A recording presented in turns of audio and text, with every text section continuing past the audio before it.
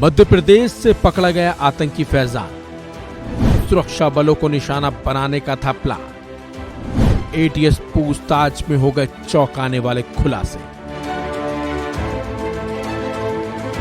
एक तरफ जम्मू कश्मीर में भारतीय सेना आतंकियों के खिलाफ ऑपरेशन क्लीन चला रही है ताकि दहशतगर्दों का सफाया किया जा सके, तो दूसरी तरफ देश के अंदर भी कुछ दहशतगर्द ऐसे छिपे बैठे हैं जो किसी बड़ी घटना को अंजाम देने का प्लान तैयार कर रहे हैं, बल्कि सुरक्षा बलों को भी निशाना बनाने के लिए ये देश के अंदर बैठे दहशतगर्द उनकी और उनके परिवार की रेकी भी करते हैं। तो इसी बीच मध्य प्रदेश के खंडवा से पुलिस ने एक बड़े आतंकी को गिरफ्तार किया है।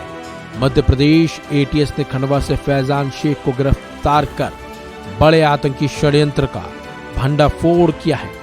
सूत्रों के मुताबिक उसके फोन में वरिष्ठ सुरक्षा कर्मियों की तस्वीरें मिली हैं।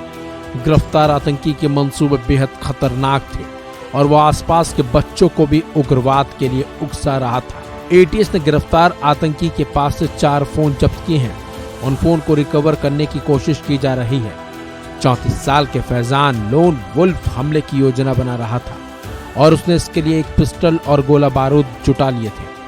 पुलिस का कहना है कि वो पेशे से मैकेनिक है और ऑनलाइन संसाधनों के माध्यम से बम बनाना सीख रहा था। वही फॉरेंसिक विशेषज्ञ उसके फोन से हटाए गए डेटा को रिकवर करने की कोशिश में लगे हुए हैं ताकि उसकी योजनाओं और उद्देश्यों का खुलासा किया जा सके। सुनिए पुलिस अधिकारी और एटीएस अधिकारियों का इस मामले पर क्या कुछ कहना है। अटैक एक नया चैलेंज है सिक्योरिटी का और सिक्योरिटी एजेंसीज के लिए, और टेररिज्म का एक फॉर्म है जिसमें कोई व्यक्ति किसी भी जगह पे अकेले ना तो किसी के डायरेक्ट टच में आता है, ना तो किसी से वो बात कर रहा होता है या उसके कोई ग्रुप होता है, वो रेडिकलाइज हो जाता है। और चूंकि अब कई माध्यम है कम्युनिकेशन के जिससे आपको नॉलेज हो जाता है कि आप कैसे एक्सप्लोसिव बना सकते हैं, कैसे आप डिस्ट्रक्शन कर सकते हैं, उससे प्रेरित होकर किसी दिन भी वो अंजाम देने के लिए, इस तरह का अंजाम देने के लिए, वारदात देने के लिए वो निकल जाता है।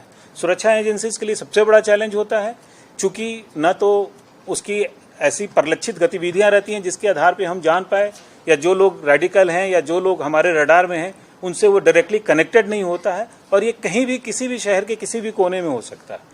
तो ये एक बड़ा चैलेंज होता है लोन वुल्फ अटैक डिटेक्ट करना और इनको हैंडल करना। बताया जाता है कि फैजान 2016 में भोपाल में जेल से भागे 8 सिमी संदिग्धों की मुठभेड़ में जान जाने का बदला लेने की भावना से प्रेरित था। उसने पिछले 3 सालों में कश्मीर, मुंबई और दिल्ली में सेना के स्थानों की रेकी की थी। पुलिस के मुताबिक उसने 14 रेकी मिशन किए थे और उसके 4 जब्त किए गए फोन में आतंकी ट्रेनिंग शिविरों के वीडियो और उनकी संचालन विधियों की बार खोज की गई थी। वहीं एटीएस ने 4 जुलाई को खंडवा स्थित फैजान को उसके घर से गिरफ्तार किया था। उसके घर से तलाशी के दौरान गैर कानूनी सामान भी एटीएस ने बरामद किया था। सुरक्षा एजेंसियों का मानना है कि फैजान कई बड़े दहशतगर्दों को फॉलो करता था और उन्हीं की तरह बड़े हमलों को अंजाम देने के लिए प्लान तैयार कर रहा था। लेकिन इसकी गिरफ्तारी के बाद सुरक्षा एजेंसियों ने राहत की सांस जरूर ली, क्योंकि अगर ये गिरफ्त में नहीं आता तो एक बड़ी घटना को अंजाम दे सकता था। फिलहाल फैजान अब पुलिस की गिरफ्त में आ चुका है और पुलिस करेगी फैजान से उन घटनाओं का भी खुलासा करेगी जो फैजान ने किए या फिर फैजान में शामिल रहा। फिलहाल इस खबर पर इतना ही। अपडेट्स के लिए बने रहिए वन इंडिया हिंदी के साथ।